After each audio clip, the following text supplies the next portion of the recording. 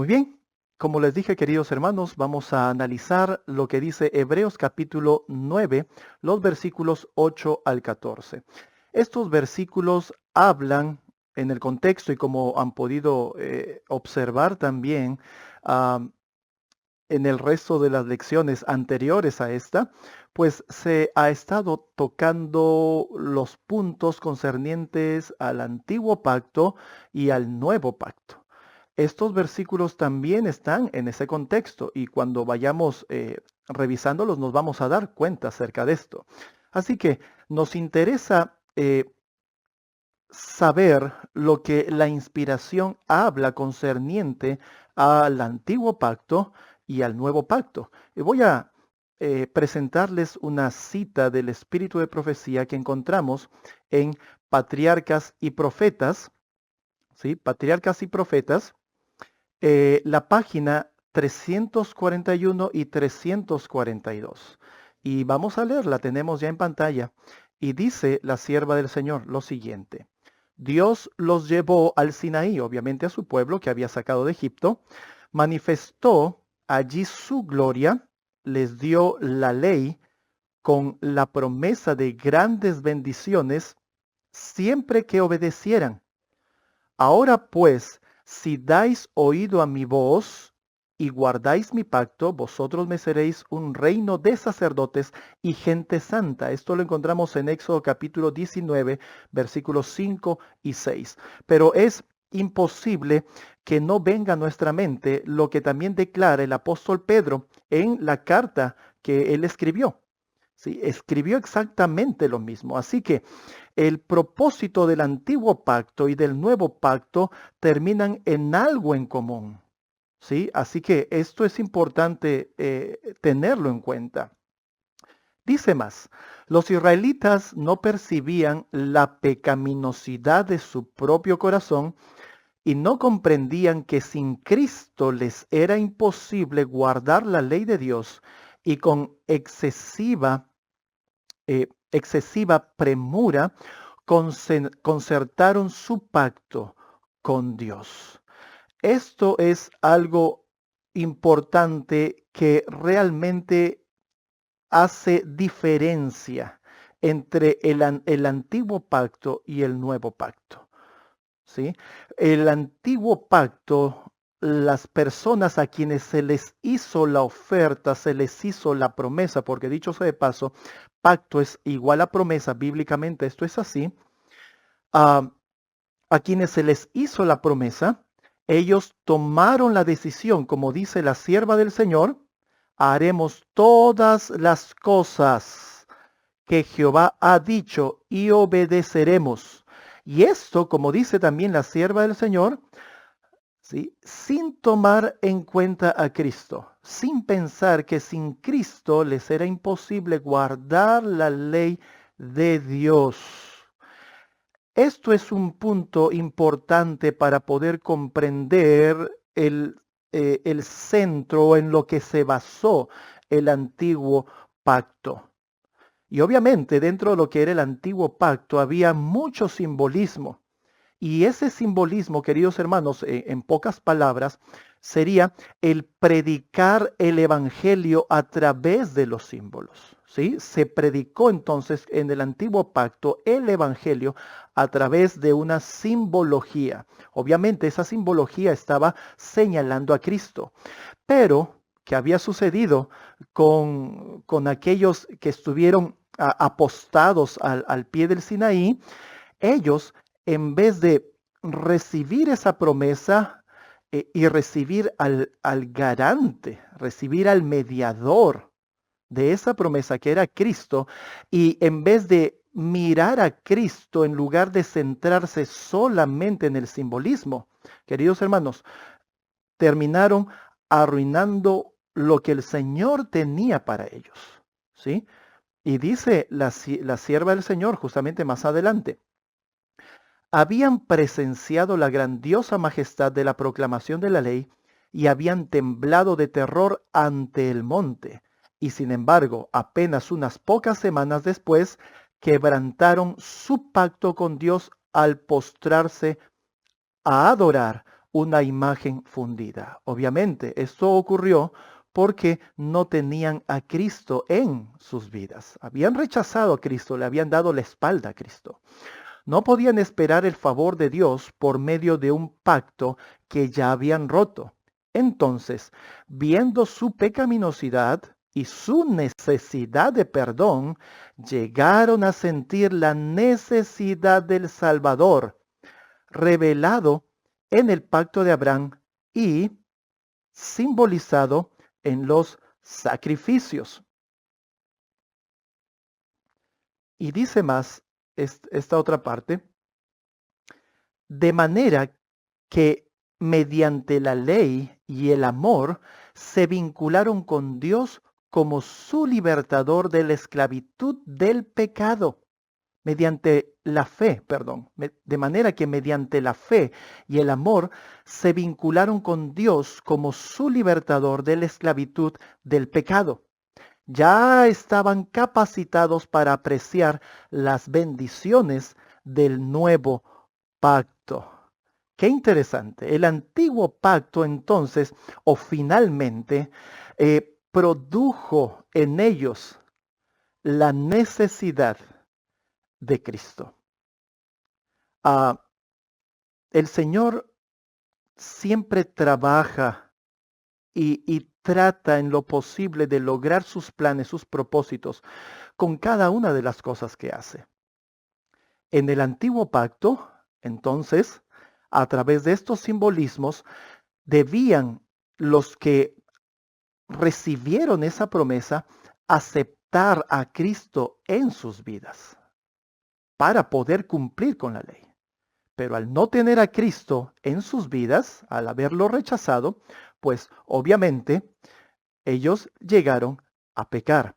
Pero ahora la sierva del Señor dice que estaban capacitados para apreciar las bendiciones del nuevo pacto. Y dice ahora, los términos del pacto antiguo eran obedecer y vivirás. El hombre que los cumpla, gracias a ellos, vivirá. Y ahí están los versículos en los que se basa la sierva del Señor.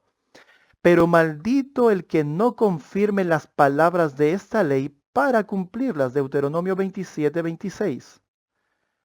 Esto era resaltante y para esto era necesario recibir a Cristo. Entonces tiene que quedar en nuestra mente, queridos hermanos, que en el Sinaí el Señor no solamente dio su ley de manera oral, sino que ofreció la forma también como el israelita podía guardar esa ley. La sierva del Señor menciona de que fue Cristo quien pronunció la ley. Y de una fuente extrabíblica sabemos de que no fue un día común cuando se entregó la ley en el Sinaí. Fue un día de Pentecostés. ¿Y qué es lo que sucede en Pentecostés? Pues se derrama el Espíritu Santo. Se ofreció el garante, se dio el mediador. Cristo estaba presente y estaba dispuesto para morar en cada miembro de su pueblo, pero su pueblo le rechazó. Y por ende, de manera posterior, pecó. Después de haber visto toda esa escena maravillosa en el Sinaí, el monte temblando, humeando, el sonido de las trompetas, escuchar la voz audible de Dios, a pesar de todo eso, el israelita no aceptó con fe la promesa del Señor. Y ahora, pues, la sierva del Señor muestra el nuevo pacto. Dice, se estableció sobre mayores promesas. ¿Cuáles son esas mayores promesas? La promesa del perdón de los pecados y de la gracia de Dios para renovar el corazón y ponerlo en armonía con los principios de la ley de Dios. ¿El nuevo pacto anula el asunto de la ley? Vemos que no, mis hermanos. Vemos que no, sino que como dice la sierva del Señor, ¿sí?, proporciona el perdón, da gracia y renueva el corazón para ponerlo en armonía con los principios de la ley de Dios. El nuevo pacto no nos, no es un pacto para anular la ley de Dios. No, todo lo contrario, sino que nos predispone, nos prepara para que realmente los cumplamos. Esto es el nuevo pacto. Pero este es el pacto que haré con la casa de Israel después de aquellos días, dice Jehová. Pondré mi ley en su mente y la escribiré en su corazón, porque perdonaré la maldad de ellos y no me acordaré más de su pecado. Jeremías capítulo 31, versículos 33 al 34. Esto nosotros lo sabemos que la palabra de Dios menciona con respecto a lo que es el nuevo pacto. Recordemos que también menciona la palabra de Dios que no es con espada ni con ejército, sino con mi espíritu, ha dicho el Señor. De esa manera es que el Señor da victoria, de esa manera es que el Señor logrará sus propósitos en nosotros. Alabado sea el Señor. El Señor sabe realmente hacer las cosas. Hay una oración linda que la sierva del Señor menciona y ella dice que en oración, ¿no? Que debiéramos pedirle al Señor, ¿no? Que nos pueda salvar a pesar de nosotros. En ese sentido, que nos pueda ayudar, que pueda generar, que estas promesas pues puedan ser efectivas en nuestra vida. Y justamente, queridos hermanos, los versículos que vamos a analizar de Hebreos 9, 8 al 14 están inmersos en estas cosas que hemos comentado, que hemos dicho acerca del antiguo pacto y del nuevo pacto. Algo que mencionar acerca de la carta a los hebreos es que la carta a los hebreos liga muy bien lo que es la ley ceremonial, ¿sí? Con el mensaje de justificación por la fe, o sea, con el mensaje del tercer ángel, la justicia por la fe. La inspiración liga de esta manera y yo te invito a que puedas estudiar o continuar con el estudio, porque sé que lo están estudiando por la lección de escuela sabática, continuar con el estudio de Hebreos y vayamos viendo esas conexiones que hay entre lo que es la ley ceremonial y la justicia por la fe. Es muy, muy interesante verdaderamente. Vamos a leer ahora, queridos hermanos, lo que dice Hebreos capítulo 9, versículo 8 al 14. Hebreos capítulo 9, y vamos a verlo aquí. Hebreos, el capítulo 9, versículos 8 al 14.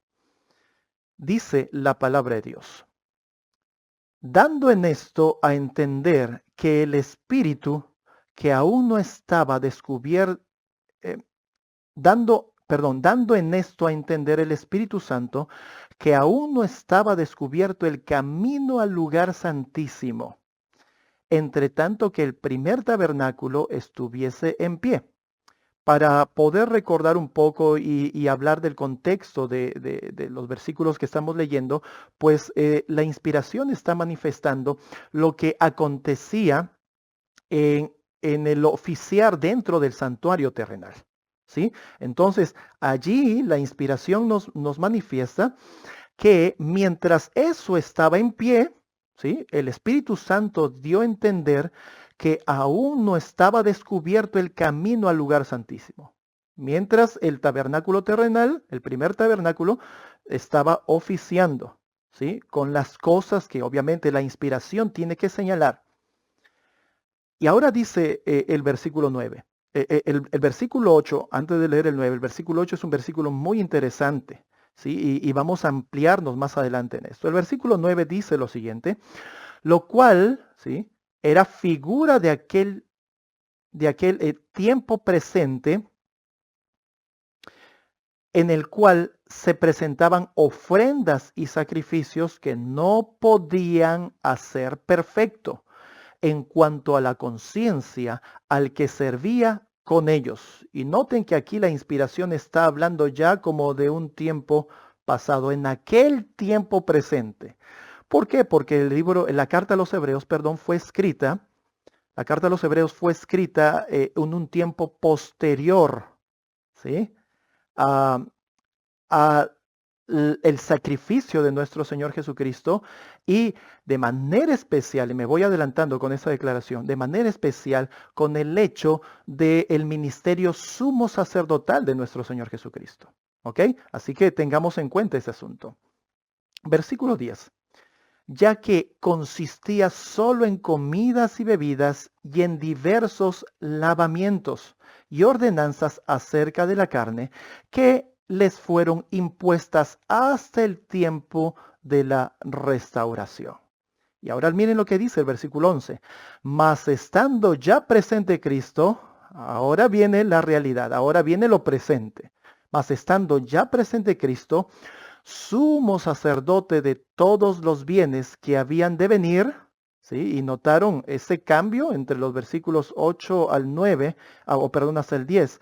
Del 11, en el versículo 11, da un giro tremendo, el mensaje de parte de la inspiración.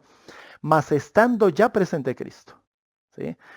Como sumo sacerdote, por el más amplio y el más perfecto tabernáculo, no hecho de manos, es decir, no de esta creación, y no por sangre de machos cabríos ni de becerros, sino por su propia sangre, entró una vez en el lugar santísimo, habiendo obtenido eterna redención.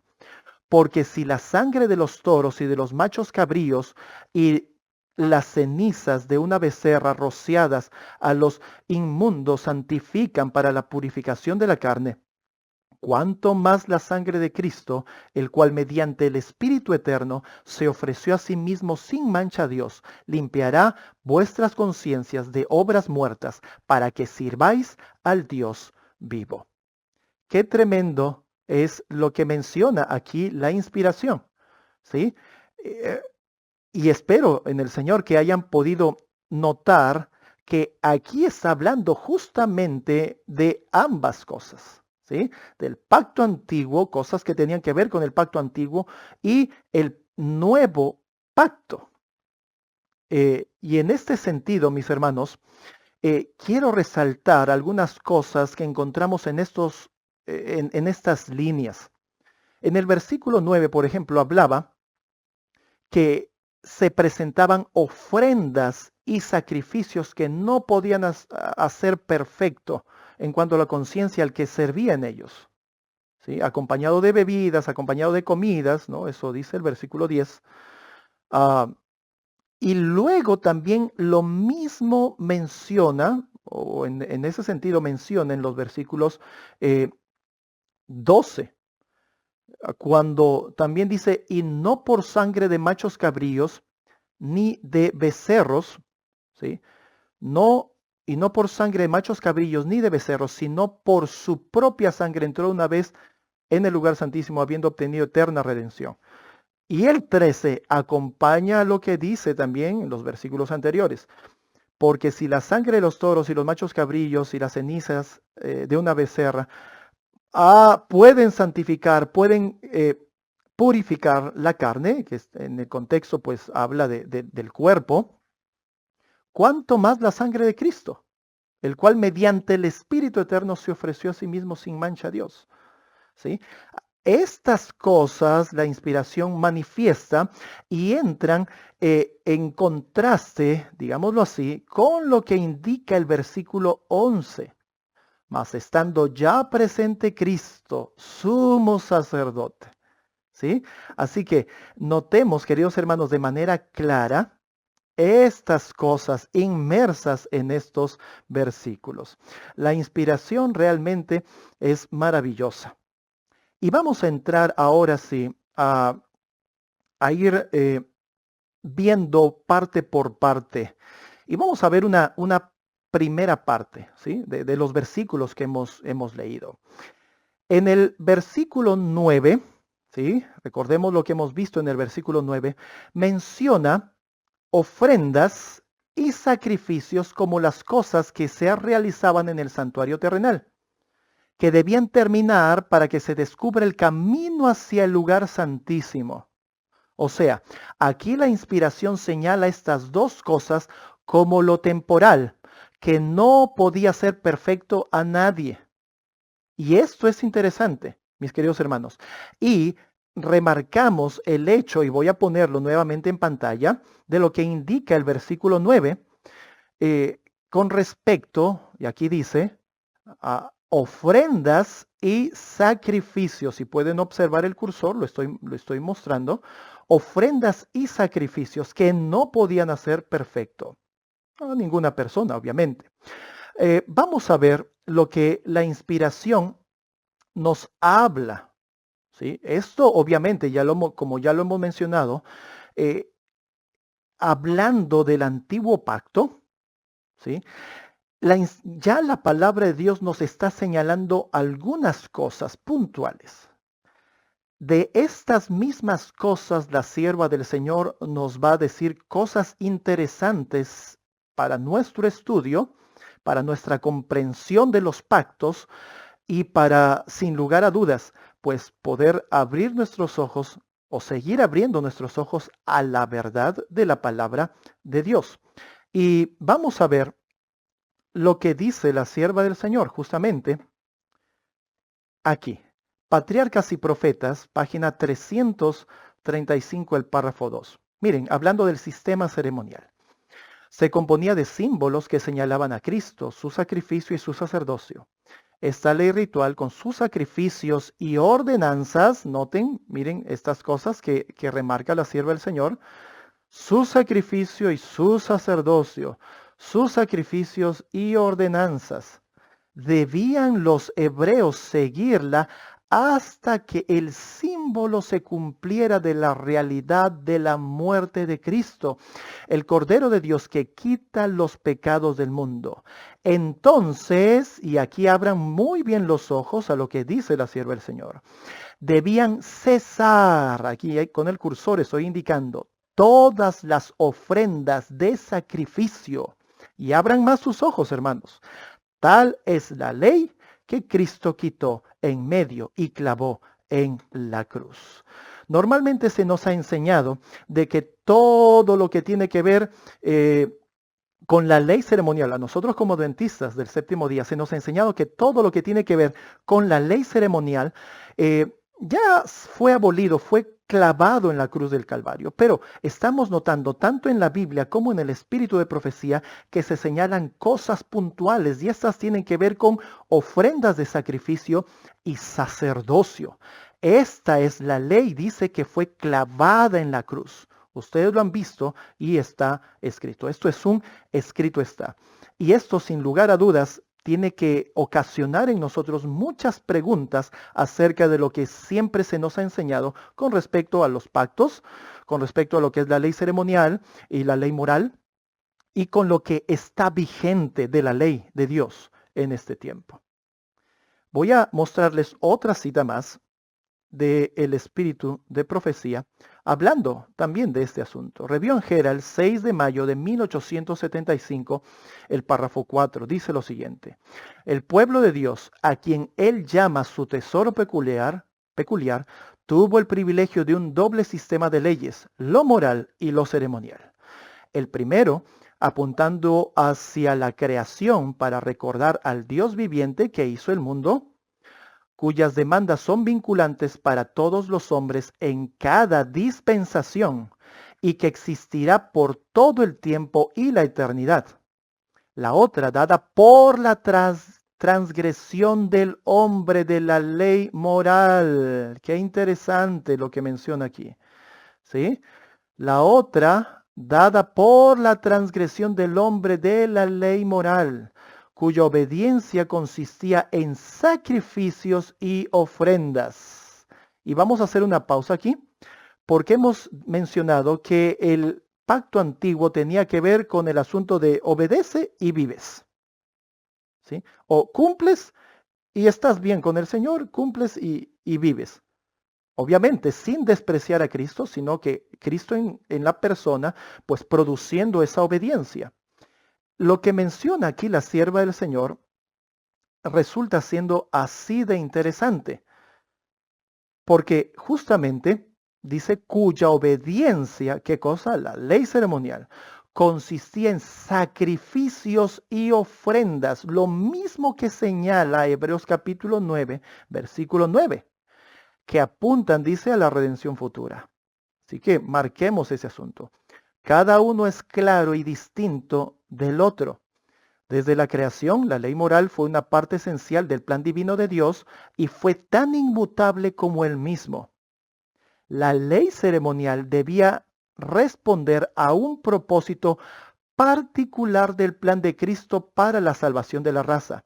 Se estableció el sistema típico de sacrificios y ofrendas nuevamente, y en la misma cita la sierva del Señor está remarcando estos puntos importantes, tal y cual como hemos leído en la palabra de Dios.